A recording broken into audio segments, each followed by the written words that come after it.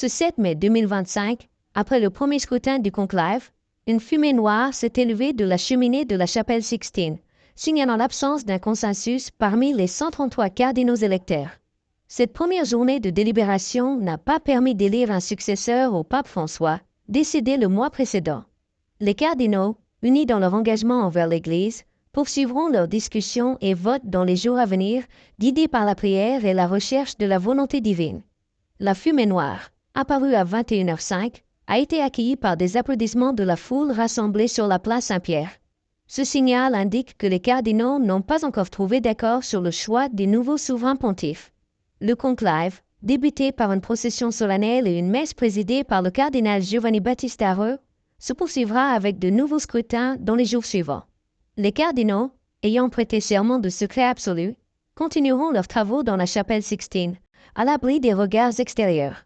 Les discussions au sein du conclave portent sur des enjeux majeurs pour l'Église catholique, tels que l'unité de la communauté, la lutte contre les abus, la réforme de la curie et l'engagement envers les plus vulnérables. Les cardinaux, représentant une diversité de cultures et de perspectives, cherchent à discerner la direction que l'Esprit Saint souhaite pour l'Église dans ce moment crucial. Bien que les opinions divergent sur certains sujets, tous partagent le désir de servir le bien de l'Église et de répondre aux défis contemporains. La présence de 107 cardinaux nommés par le pape François reflète l'influence de son pontificat sur la composition actuelle du Collège des cardinaux. Cependant, cette diversité de nominations n'a pas encore permis de dégager une majorité claire pour un candidat. Les cardinaux continuent de prier et de délibérer, cherchant à discerner la volonté divine dans le choix du nouveau pape. Le processus, bien que long et complexe, témoigne de la profondeur de l'engagement des cardinaux envers leur mission et leur foi. Le conclave se poursuivra avec jusqu'à 4 tours de vote prévus pour le jeudi 8 mai. Les cardinaux, après chaque scrutin, brûleront les bulletins de vote pour produire de la fumée, noire en l'absence de consensus, blanche en cas d'élection. Ce rituel, empreint de symbolisme, informe les fidèles du monde entier de l'avancée du processus. Les discussions au sein du conclave demeurent privées, mais les cardinaux restent déterminés à accomplir leurs tâches avec diligence et dévotion. La communauté catholique mondiale suit de près le déroulement du conclave, priant pour que l'Esprit Saint guide les cardinaux dans leur discernement. Les défis auxquels l'Église est confrontée exigent un leadership sage et courageux, capable de répondre aux besoins spirituels et pastoraux des fidèles. Les cardinaux, conscients de la gravité de leurs responsabilités, poursuivent leurs travaux avec une profonde humilité et un engagement sincère envers le bien de l'Église. En attendant l'élection du nouveau pape, les fidèles sont invités à intensifier leurs prières, demandant à Dieu de bénir le conclave et de guider les cardinaux dans leur mission. Le processus, bien que marqué par l'incertitude, est également un témoignage de la foi profonde et de l'engagement des cardinaux envers l'Église et ses membres. Que ce moment de discernement soit une occasion de renouveau spirituel pour toute la communauté catholique. Le conclave, en tant que processus de discernement spirituel, reflète la quête de l'Église pour suivre la volonté de Dieu dans le choix de son pasteur suprême. Chaque scrutin, chaque délibération, est une étape vers la réalisation de ce dessein divin. Les cardinaux, unis dans la prière et la réflexion, cherchent à répondre fidèlement à l'appel du Seigneur. Que ce processus soit marqué par la paix, l'unité et la sagesse divine.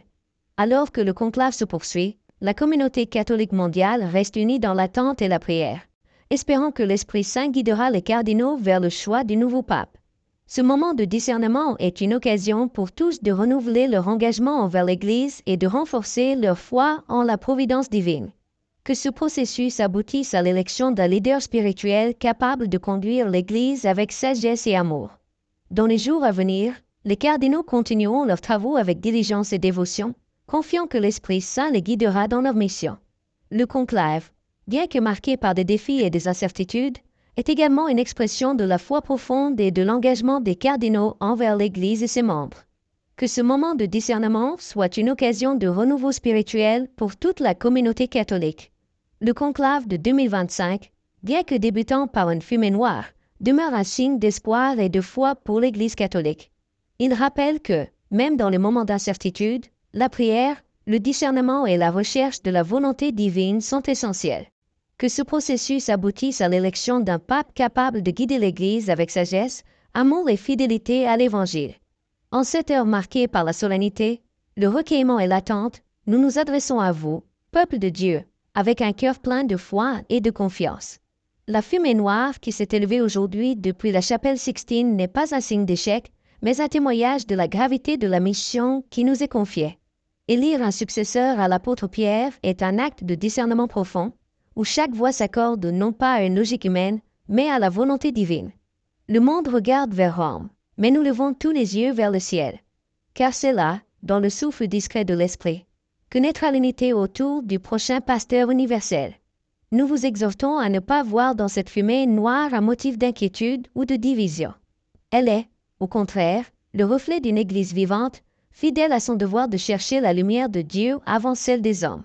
Elle signifie que les débats sont profonds, les prières intenses, et que la responsabilité de guider le peuple de Dieu n'est jamais prise à la légère. Nous sommes unis dans une quête sincère, non pas de pouvoir, mais de service, à l'image du Christ serviteur. Le silence du monde extérieur contraste avec le tumulte intérieur du discernement, mais cette tension est sainte. C'est la promesse que tout ne sera pas décidé par précipitation, mais dans la patience de Dieu. Dans ce temps de discernement, nous vous demandons de prier avec nous, pour nous et pour l'Église entière. Ce n'est pas une simple élection, mais une mission qui engage l'avenir de notre foi et le témoignage que nous rendons à l'Évangile. Le monde traverse des temps incertains, et l'Église est appelée à y être lumière, espérance et paix. Pour cela, elle a besoin d'un berger selon le cœur de Dieu, capable de parler au monde sans compromis, mais avec miséricorde. Votre intercession, vos sacrifices, vos rosaires et vos adorations sont unis aux nôtres dans la chapelle Sixtine. Ensemble, nous bâtissons l'Église de demain dans la prière d'aujourd'hui. Les cardinaux venus des quatre coins du monde portent avec eux les joies, les douleurs, les espérances de tous les continents. Dans le secret du conclave, ces voix se croisent, s'écoutent, s'ouvrent et cherchent l'harmonie dans la vérité. Nous savons que l'Esprit Saint agit, non par la force du ton, mais par la pureté du cœur. Et c'est dans cette atmosphère de prière, d'écoute et de confiance que mûrira le fruit que nous espérons tous. Un nouveau Saint-Père, humble, fidèle, courageux. Un homme qui saura affermir ses frères dans la foi, affronter les défis contemporains et rassembler les brebis dispersées. Ce chemin prend du temps, et ce temps est saint. Ne perdez pas courage, chers fidèles, car l'histoire de l'Église est jalonnée d'attentes pleines de sens. De la longue nuit de la résurrection à l'angoisse du vendredi saint. Dieu ne se hâte jamais, mais il ne tarde pas non plus. Il façonne ses instruments dans le feu de la patience, de la foi et de l'abandon. Si nous attendons, c'est parce que nous croyons qu'il y a quelque chose de plus grand que l'instant. Et ce quelque chose, c'est l'assurance que Dieu est fidèle. Il n'abandonnera pas son Église. Il la conduira, comme toujours, par des voies que seul l'amour connaît. Dans la salle du conclave, aucun des cardinaux ne cherche à imposer son propre nom, ni à défendre une position terrestre. Tous cherchent à discerner qui, parmi nous, est appelé à porter ce poids si grand, et pourtant si beau, de succéder à Pierre. Il s'agit de reconnaître un appel qui ne vient pas de la chair ni du sang, mais de Dieu.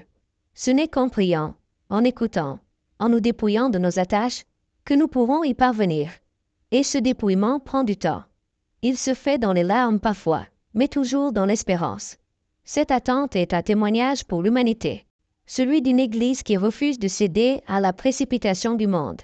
Tandis que les cycles d'actualité se renouvellent sans cesse, l'Église prend le temps du silence, de la réflexion, de la conversion. Ce témoignage vaut plus qu'une décision rapide. Il dit que la vérité est exigeante, qu'elle ne se négocie pas, mais qu'elle s'accueille dans l'humilité. L'Esprit Saint n'est pas un automate. Il est une personne divine qui agit dans la liberté et qui respecte celle des hommes. À nous d'entrer dans cette dynamique de confiance. Nous savons que certains peuvent se sentir troublés, voire déçus, de ne pas avoir encore vu la fumée blanche. Mais souvenons-nous que cette fumée blanche, quand elle viendra, ne sera pas simplement le signe d'un non, mais d'un oui donné à Dieu. C'est ce oui que nous sommes en train de chercher. Et tout oui véritable demande une traversée du désert, un dépouillement de soi, un accueil de la croix. Ce conclave est ce désert sacré, et vous y êtes avec nous, par vos prières et votre amour pour l'Église. La fumée noire d'aujourd'hui nous rappelle que l'Église est en marche, non pas figée. Elle est dans le mouvement de la foi, dans l'élan de la recherche, dans l'humilité du « pas encore ». Elle dit que rien n'est figé, que tout est possible, que l'unité est encore en gestation. Et cette gestation est promesse. Comme l'eau précède le soleil, cette attente précède la clarté. Nous marchons à la lumière de la foi, et non de la visibilité. Et cette foi, c'est vous qui la portez avec nous. Frères et sœurs, unissons-nous davantage dans cette communion invisible mais réelle. L'Église ne vit pas d'organisations humaines mais de la force de l'Esprit qui traverse les siècles et les continents. Nous ne sommes pas seuls. Des monastères aux maisons familiales, des sanctuaires aux périphéries, des hôpitaux aux prisons, l'Église tout entière prie, espère, intercède. Nous sentons votre présence spirituelle dans chaque geste, chaque mot, chaque silence. C'est cela, le corps du Christ, uni, même dans l'invisible. Le temps du conclave n'est pas une pause, mais une mission. Une mission dans laquelle chaque croyant a sa place, même dans le silence. Le Seigneur agit quand nous nous mettons à son écoute. Il parle dans le cœur de chacun, même dans le doute. L'Église n'est jamais sans pasteur. Le bon berger veille toujours. Et c'est en regardant vers lui que nous trouverons celui qu'il veut nous donner comme successeur de Pierre.